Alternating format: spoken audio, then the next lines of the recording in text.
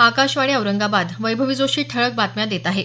भारत पाकिस्तान दरम्यान 1971 मध्ये झालेल्या युद्धात 16 डिसेंबर रोजी भारतानं विजय मिळवला आणि बांगलादेशची निर्मिती झाली. हा दिवस आज विजय दिवस म्हणून साजरा होत आहे. या विजयाचं हे सुवर्ण महोत्सवी वर्ष असून पंतप्रधान नरेंद्र मोदी यांनी आज स्वर्णिम विजय मशाल प्रज्वलित करून भारत पाक युद्धाच्या सुवर्ण महोत्सवी सोहळ्याचा प्रारंभ केला. 4 मशाली पंतप्रधानांनी प्रज्वलित केल्या असून त्या देशाच्या कानाकोपऱ्यात फिरवण्यात येणार आहेत. 13 दिवस झालेल्या युद्धाअखेर 90,000 पाकिस्तानी सैनिक भारताला शरण आले. इतक्या मोठ्या प्रमाणावर सैनिक शरण येण्याची दुसऱ्या महायुद्धानंतरची ही पहिलीच घटना. या युद्धात भारताचे 3,900 जवान धारातीर्थी पडले तर 10,000 जवान जखमी झाले.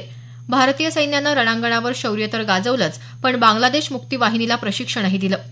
पंतप्रधान मोदी यांनी आज सकाळी राष्ट्रीय समर स्मारकावर पुष्पचक्र अर्पण करून या युद्धातल्या हुतात्म्यांना अभिवादन केलं.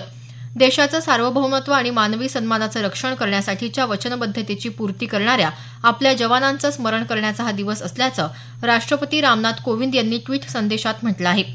विजय दिनानिमित्त भारतीय सेनेच्या शौर्य आणि पराक्रमाला नमन करत असल्याचं संरक्षण मंत्री राजनाथ सिंह यांनी म्हटलं आहे. भारतीय सेनेनं आपल्या अदम्य साहस आणि पराक्रमानं मानवीय स्वातंत्र्याच्या सार्वभौमिक मूल्यांचं रक्षण करत वैश्विक मानचित्रावर एक ऐतिहासिक बदल घडवला. इतिहासात सुवर्ण अक्षरात अंकित ही शौर्यगाथा प्रत्येक भारतीयासाठी गौरवपूर्ण बाब असल्याचं सांगत केंद्रीय गृहमंत्री अमित शहा यांनी विजय दिनाच्या शुभेच्छा दिल्या आहेत.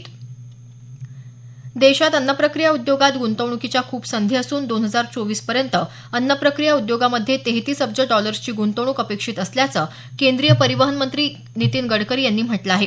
अॅग्रोव्हिजनतर्फे अन्न प्रक्रियेवर आयोजित एका चर्चासत्रात ते काल बोलत होते. केंद्र सरकारनं मेगा फूड पार्क योजनेअंतर्गत 37 फूड पार्क मंजूर केले असून यापैकी 20 पार्कचं काम सुरू झालं आहे.